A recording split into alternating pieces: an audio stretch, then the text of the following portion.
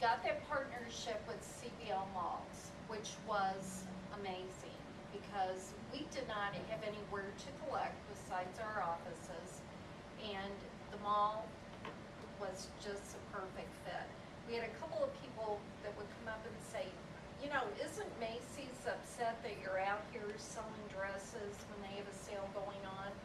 And my theory is, and I've been in this a couple of years now, to realize that there are girls that are never going to buy someone else's dress.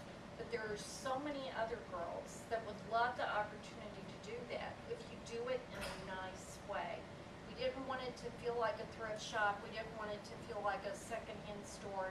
We wanted to raise them up. We wanted them to go to their prom, to have a great night, to have that memory. And, you know, my gig is, you had fun wearing it, have somebody else have as much fun wearing it. And it's amazing that there's not the stigma really attached to it, that it's okay to wear someone else's dress to your prom. This press that we got through CBL was amazing, and us having a spot at Mid-Rivers Mall was just awesome. People came into the door every day. We call them our fairy godmothers. We decided to change the name. It was Prom Dresses with a Purpose. We changed it to the Metro St. Louis Cinderella Project because it really talks about what we're doing.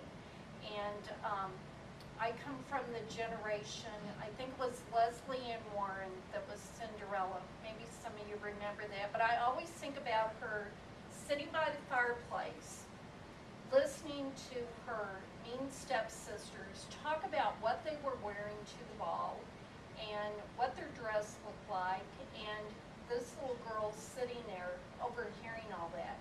And you know that goes on in high schools, in the hallways, all the time. So let's help that little girl who should be able to go to prom have the chance to do it.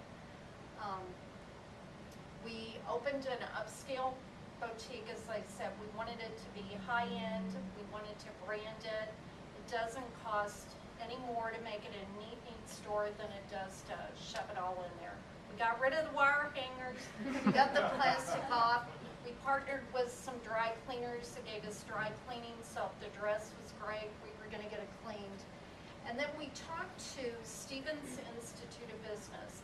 And here again, it's working with other partners that have a similar cause. They have a fashion merchandising program.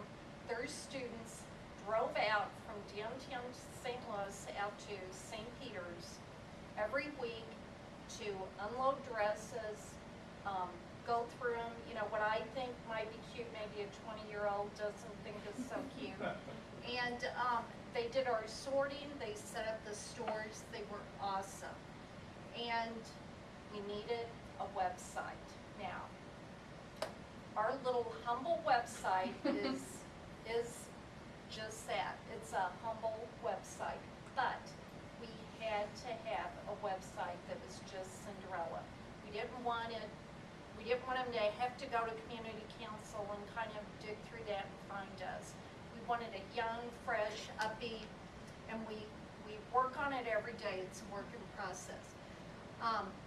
So we branded it. We bought the domain CinderellaSTL.com, and then 17 Magazine has an amazing network called DonateMyDress.org, which is national. About 100 dress drives around the country belong to this. We became part of that, and boy, it just shot it up a notch. Diane, Yes. what is the name of your store?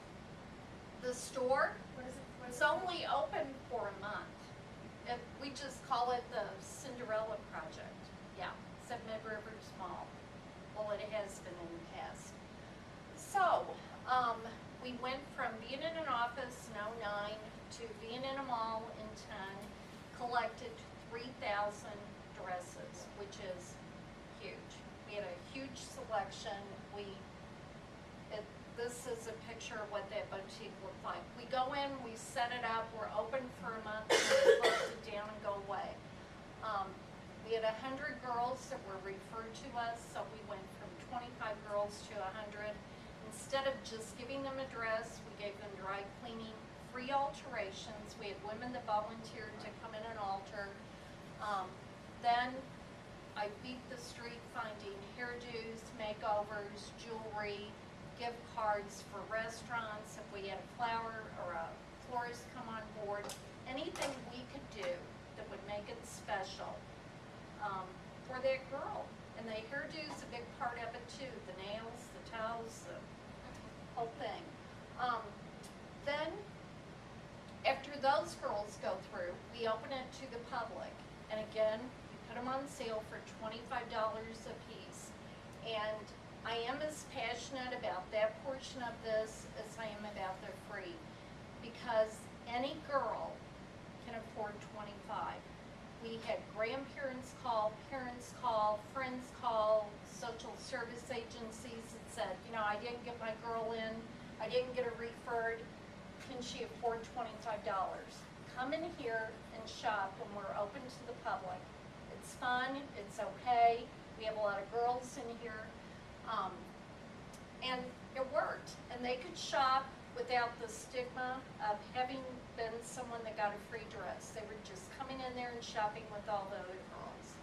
And as Denise said in the previous video, 18,000 and selling dresses. So it was a success. This is what the store looked like the day we opened to the public. We had people lined up outside, which was crazy. Early. We had Miss Missouri come over from Kansas City and work with some of the girls. And in 2010, we were nominated for the Purple Dress Award through 17 magazine. There again, it's another partnership. We got a lot of media off of it, and it was awesome. This past fall, after the event was over, we start working on the next year's event. We became part of the Refresh Everything project through Pepsi. We didn't get into the top 10, but we were in there and got a lot of social media off of that. We partnered with Belisa Salon. They started doing events for us. A lot of their employees, they would have been those girls that we would have been helping. So they're real passionate about this.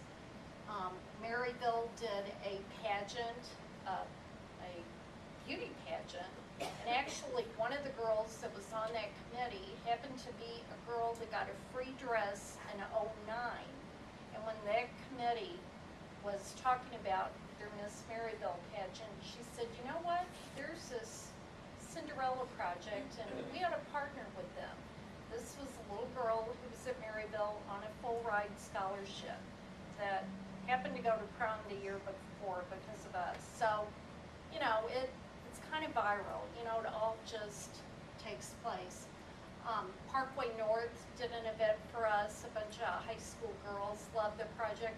Their teacher actually went to Mizzou, did a dress drive with her sorority the year before.